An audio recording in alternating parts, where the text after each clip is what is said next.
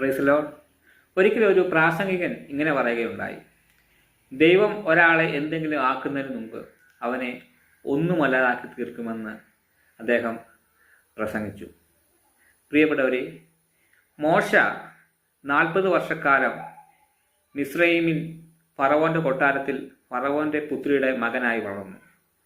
തൻ 40ാമത്തെ വയസ്സിൽ അടിമത്തത്തിൽ കിടക്കുന്ന ഇസ്രായേൽ ജനത്തെ വിടുവിക്കുവാൻ വേണ്ടി അവൻ തൻ്റെ സ്വന്തം ശക്തി കൊണ്ട് ശ്രമിച്ചപ്പോൾ അവൻ പരാജയപ്പെട്ടു.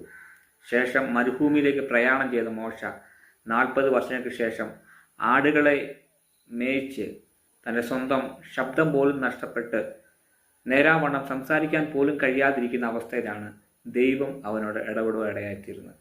തനിക്ക് വേണ്ടി, ദൈവത്തിനു വേണ്ടി മിസ്രയീമിൽ പോയി ഇസ്രായേൽ ജനത്തെ വിടുവിക്കുവാൻ വേണ്ടി പോകുക എന്ന് ദൈവം മോശയോട് ആവശ്യപ്പെട്ടപ്പോൾ താൻ വിക്കനും തടിച്ച നാവുള്ളവനും ആണ്, ദൈവത്തിനും ഫറവോനും ഇടയിൽ നിൽക്കുവാൻ തനിക്ക് യാതൊരു കഴിവോ യോഗ്യതകളോ ഇല്ല എന്ന് മോശ അഭിപ്രായപ്പെടുകയുണ്ടായി.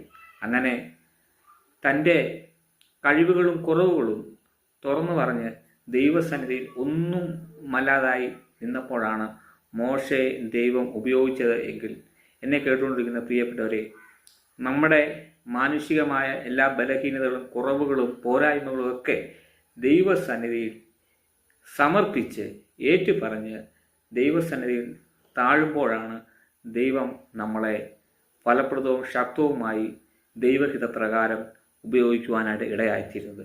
ദൈവം അതിന് നമ്മളെ സഹായിക്കട്ടെ എന്ന് പറഞ്ഞുകൊണ്ട് നിർത്തുന്നു. ദൈവം നമ്മളെ ബലപ്പെടുത്തുമാറായിത്തീരട്ടെ.